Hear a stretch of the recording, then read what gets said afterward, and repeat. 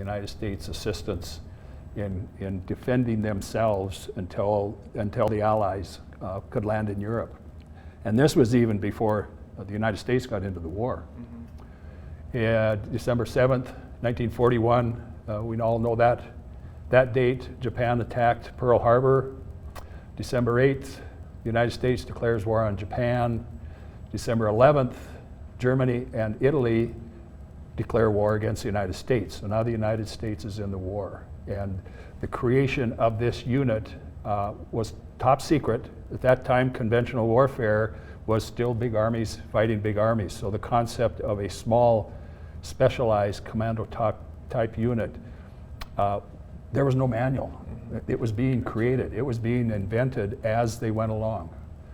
The concept was analyzed by the Pentagon. It was brought over to President Roosevelt and George C. Marshall. A lieutenant colonel by the name of Robert T. Frederick, a West Point graduate artilleryman, was given the task of analyzing the concept of landing in Norway in commando warfare of eliminating these hydroelectric plants and heavy water plants. And Lieutenant Colonel Frederick's analysis was you can't do it. They had a way of getting the men in, they had no way of getting them out. The attrition rate was estimated at 90%, which means it was a suicide mission and 10% of the men may be able to survive.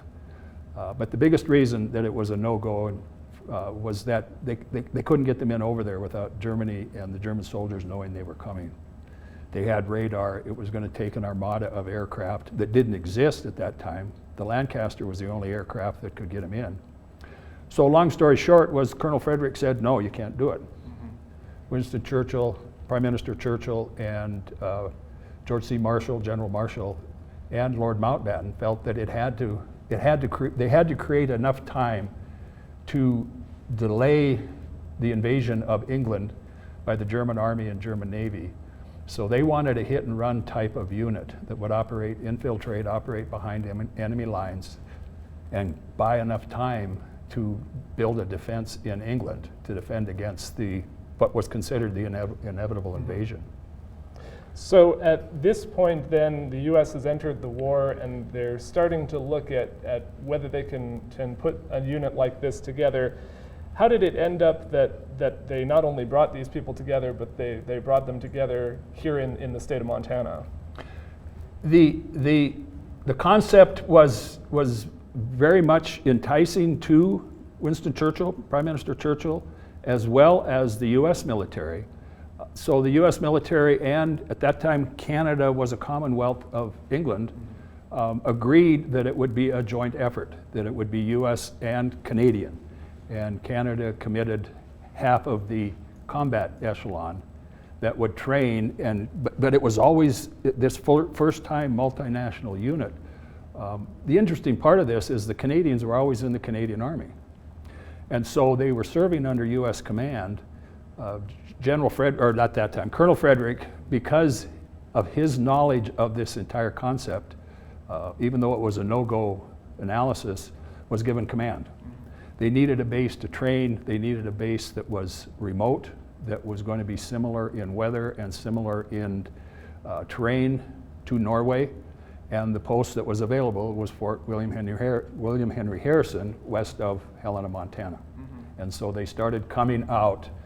The orders were actually cut for the unit on July 9th, 1942.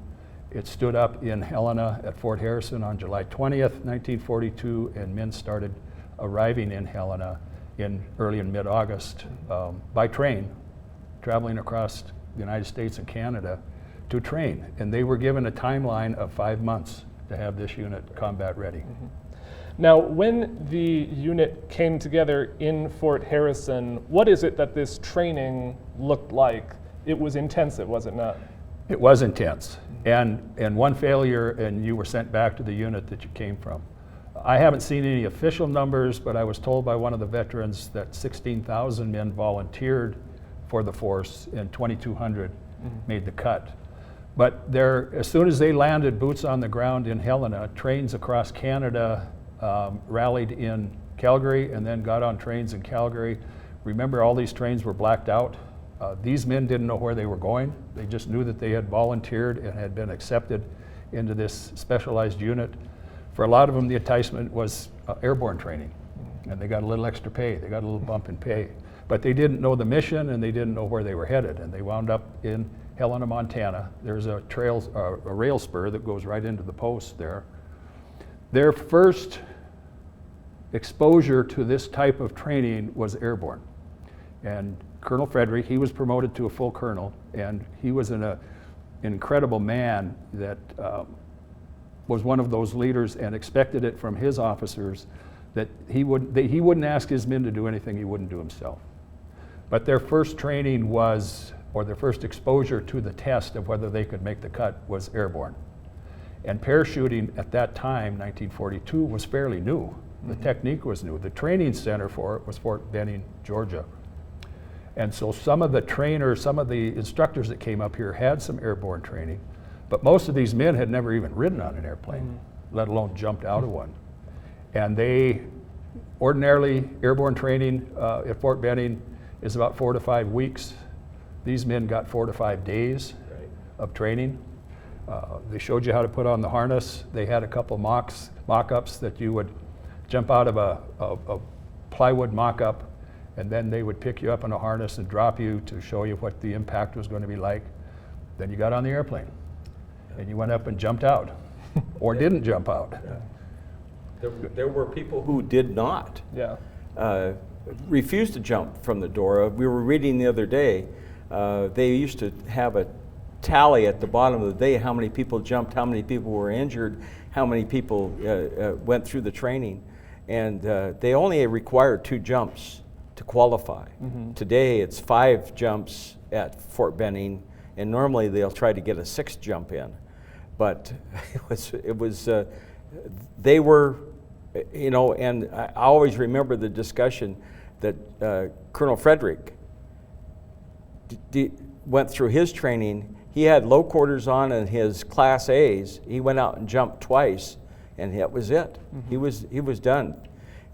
He then supervised everybody else to go through the training. So, And lots of broken legs. yes, The technique was a little different back then. They taught them to jump with their feet apart, thinking that you would land equally on one leg or the other, or both legs, but it didn't work that way. You were usually oscillating a little bit, come down on one leg, a lot of broken legs, and from the film that was created in the filming of this training, because again, there was no manual. They were creating this as they went. Went back to Fort Benning, and they analyzed it and realized that the technique had to change from feet apart to feet together. And that's the technique they use today. What they'll go with even today. Now, of course, like we said, there was very high secrecy around this, but there was occasionally some interaction between the men in the force and the people in Helena. I know we've seen there's a photo of them walking down Last Chance Gulch here. That was a famous photo that we've seen down at the Military Museum. What other interactions were there with the locals here? Well, the Helena people knew that the unit was out there. Again, top secret. They didn't know the mission. They weren't aware of the unit. Just a little side note: First Special Service Force gives the impression that it was an entertainment group, like the USO. right. Since then, that service name has taken out, and the active unit today is First Special Forces. But Helena adopted these men. They would come out and watch them jump. They would come out on Sundays and gather the men up, take them to church, take them home for dinner. These men loved Helena because Helena welcomed them with open arms. And a lot of these men married local girls and came back to Helena. But Helena is the home, and to the veterans still living, it still is the home that they remember going back to. So after, was it 5 months? That was what it was scheduled for. What did it end up being for their time training?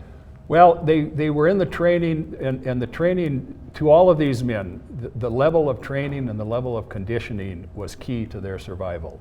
After the airborne training, then they got into weapon systems, hand-to-hand combat, night warfare, winter warfare, mountain climbing, all of those tools. They really didn't know exactly what they were getting into. They knew the terrain, But the belief was that we need to train these men for whatever will come in front of them. So they continued to train through the fall up until November, and the decision was made to not use the unit to go into Norway for Project Plow for a couple reasons, but the mission was given to the Norwegian underground, and eventually those plants were destroyed by the Norwegian underground. So now we're in the political environment of what do you do with this unit? Should we keep it going? Canadians, should we send the Canadian soldiers back to Canada, send these men back to their units that they came from in the United States? And Colonel Frederick, now seeing the concept and seeing what was being developed and what was being created, went back to Washington and advocated with the command, because again, this is all unconventional, to keep the unit alive, keep it going, keep creating this concept of unconventional warfare. Mm-hmm. So they continued to train through the winter in skiing in all of those different areas. And in April, that iconic picture of them marching down Last Chance Gulch, April 6th, 1943, they left Helena and went out to the East Coast for amphibious landing training to add that ability to their wheelhouse and the types of missions they could take. Mm-hmm. And of course, they didn't end up going into Norway after all. Their first mission was, I guess, out in the Aleutian Islands on the Pacific side, but that ended up not being maybe as serious as they initially expected. They really made their fame in Italy in 1943. They did. The Japanese were occupying the islands, the outlying islands of the Aleutian chain. The force was, after their amphibious landing training, went back to the west coast and boarded ships to go up to Amchitka, and eventually the invasion of Kiska, which the Japanese were occupying. There had been some pretty bloody battles up there, and so they anticipated that this one was also going to be a very nasty battle. But the Japanese had pulled their soldiers off of Kiska under fog and darkness, and so it was a dry run for the force. But it was really a good test of their abilities and their training, and they performed excellently. They were utilized. Were able to utilize all the equipment they utilized in Europe, in that regard. So it turned out very well. Mm-hmm. And then, go ahead. Sorry, in Italy, we don't have time to go into, unfortunately, the full breadth of all that they accomplished in there. They accomplished quite a bit over not even a full year, I guess. But what are the biggest takeaways of what they were able to do in Italy during the battles that they fought there, starting in Monte La Defensa? Well, they landed in Italy on November 19th, 1943. The Allied army had pushed their way up the boot of Italy and ran into what was called the Winter Line, or the Gustav Line, and it was a series of defensive lines across the middle of Italy. They had fought for weeks to try to clear the Germans off this high ground, and they couldn't. So when the force landed, the fact that they had mountain training, they had this winter survival training, now we're into November, December in Italy, in the mountains of Italy. Weather is getting pretty harsh. Lieutenant General Mark Clark wanted the 1st Special Service Force to clear the southernmost mountain, which was Monte La Defensa. And so the force, with their mountain training in Helena, were given that task. And they climbed the cliffs in the dark, in the middle of the night, in the snow and the rain, and cleared off that mountaintop in about 4 hours. And then spent the next 6 weeks clearing off other mountaintops in Italy. They went in with the combat echelon of 1,800 men, and when they came out on January 17th of 1944, there were fewer than 500 that got on the trucks. So weather and wounds and those killed in action had depleted their strength significantly. Yes, they suffered grievous losses, but they achieved all of their objectives in breaking through that line there.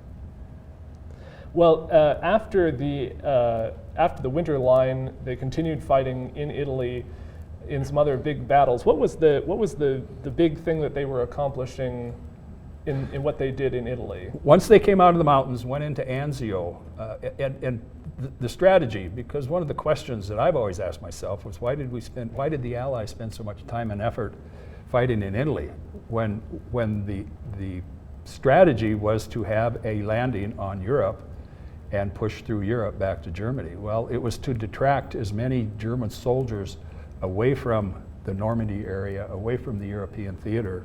That was part of it. The other part of it was the liberation of Rome, the liberation of Italy, the liberation of southern France. But Anzio was where they really got their name as the Black Devils, because they utilized all of the training that they had received in Helena, in fighting at night, in infiltrating behind enemy lines. And for 99 days, that's what they did. On the right flank, they had a strength now of about 1,800 men. They were fighting or facing 12,000 men of the Hermann Göring Division.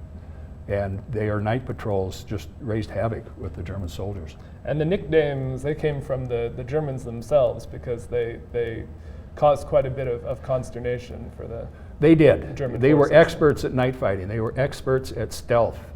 They had been trained in Helena to fight in that environment. And that, again, that was the unconventional piece of this. And so the German officer that they found in his diary, these Black Devils, was that we never see them, we never hear them, we just see the effects of them being here. And that's where they came up with their, what I call their calling card. It was a spearhead, which was their shoulder patch, with the words Das Decke an der Kampf nach, which in German means the worst is yet to come. So they implemented their psychological warfare that was very effective in Anzio. Certainly, all through the 1st Special Service Forces imagery, you see all of those spearhead, arrowheads, all through that, and all of the stuff that you have there in the museum. I remember specifically there's a stone that was found in one of the mountains there that's roughly in the shape of that, that patch. They actually brought a piece back from Mount La Defensa in one of the commemorations that was done in 2006. The Canadian History Channel came down here and filmed a 4-hour block, and then took the group that they had consolidated between Canadian and American modern special forces and modern soldiers. They went through the training here at Fort Harrison, and then they took them over and actually took them onto the battlefield at Mount La Defensa. And when they got to the top, they found items that they thought would be interesting. They brought them back.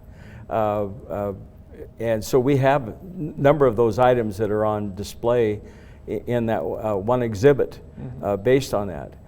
It's such a unique thing because we have special forces units that come in all the time. They come to Montana to train, and they always make a soiree into the museum to see their lineage and honors, because they're everything that they do today is still followed through with some of those tactics that were developed by this unit.